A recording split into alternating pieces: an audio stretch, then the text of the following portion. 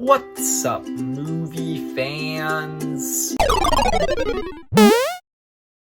Guys, so the newest MCU movie, Doctor Strange in the Multiverse of Madness, just came out. This movie has been like one of the most hyped up movies of Phase 4 since its original announcement, basically, just based on the title. So now we finally have it, so I'm gonna give you my full review, spoiler-free as always. Before we start, I just wanted to say, back at the end of 2021, I said that I was gonna make a video ranking all of the MCU content that came out in 2021, and I ended up having to delay that video for a long time, and by the time I got to April, I was basically just like, you know what, I'm just gonna wait until Doctor Strange 2 comes out, and then we can put that on the list and just make it a Phase 4 so far list. I'm still going to review Moon Knight, and then after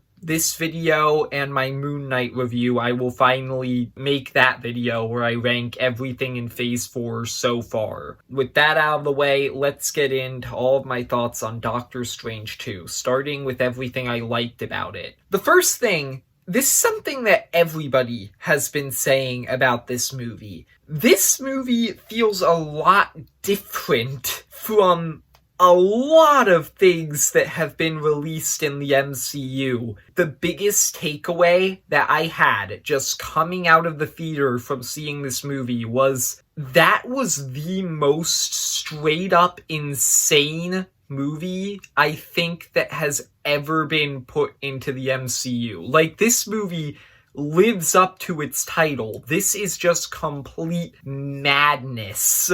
There is just so much ridiculousness that happens in this movie, and I really enjoyed most of it. Part of that is because of Sam Raimi returning to direct a comic book movie for the first time since the original Spider-Man trilogy. He just does such a great job at doing this really weird style that's different to anything that's come before in the MCU.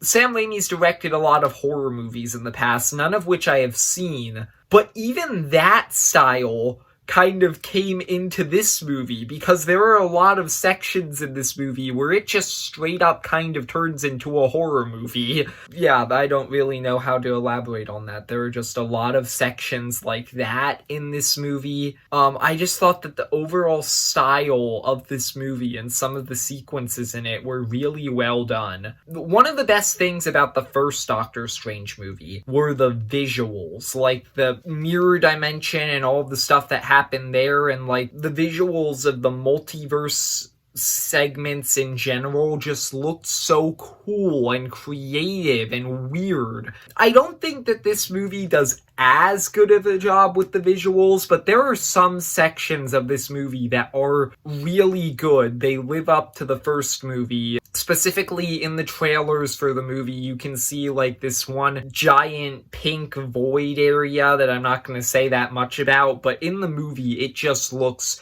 amazing. That's like the best part visually of the whole movie. This movie fixes my biggest problem with the first Doctor Strange movie, and that is that with the first Doctor Strange movie, a lot of it set up this like whole theme about how is it really okay for the sorcerers to be like tampering with the natural order of things and stuff, and Mordo leaves at the end of the movie. It felt like it was cool that they brought up this interesting theme, but they don't really do anything with it. All they really do is set up a sequel. Well, guess what?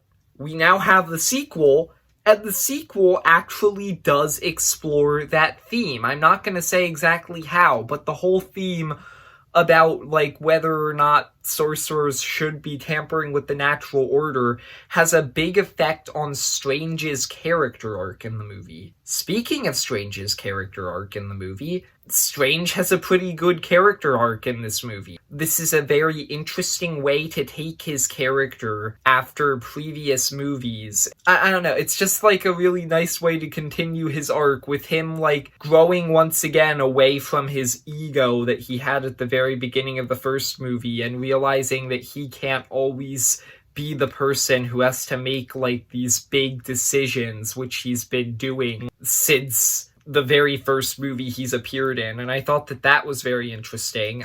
Strange is not the only good character in this movie, though. There are two other characters in this movie that I thought were really great and are definitely worth mentioning. Wanda is one of them. The way that they take her character here was very unexpected. I'm not going to say that much for spoiler reasons, but it was a great way to take her character after WandaVision, and I just thought that she was definitely one of the standouts of this movie. And another standout is the new character, America Chavez. I thought that she was a very likable character who's very well developed, and I just thought that she was pretty good here. I can't say that much about her, honestly, also for spoiler reasons. But yeah, so I thought that all of that was great. And finally, there are, in fact, cameos in this movie. Not as many as were rumored. I didn't really expect there to be as many as were rumored, honestly. But there are still a lot of cameos in this movie, and I thought that a lot of them were really cool. They really made me happy, and it was just awesome to see them. Moving into the bad, that's everything that I liked about this movie. There's a lot of stuff that I liked about this movie, but moving into the stuff that I didn't like so much. So even though I really like the cameos in this movie, I do have to say there were a few characters where stuff happened with them that I did not like, and I can't say that much more about that. There was just something that happened with one of the characters specifically that kind of rubbed me the wrong way, and I didn't like it that much. Secondly, Mordo was surprisingly underused in this movie. Like, he was teased at the end of the first movie to be the main villain of the second movie. And I knew going into this movie that he wasn't going to be the main villain, but I at the very least thought that he was going to be important, but he's really not. I was very disappointed with what they did with him, and now I feel like with the way the movie ended, I'm going to have to wait until like they make a third Doctor Strange movie to finally get a satisfying payoff to the post-credit scene of the first Doctor Strange movie. I consider that to be a problem. The final thing, my final problem with this movie, and this is probably the worst thing about this movie, and I've heard a lot of people talking about this. The pacing of the movie, specifically in the first, like, half hour, feels a bit rushed. Like, it feels like a lot of things are happening way too fast. There's not a lot of time to breathe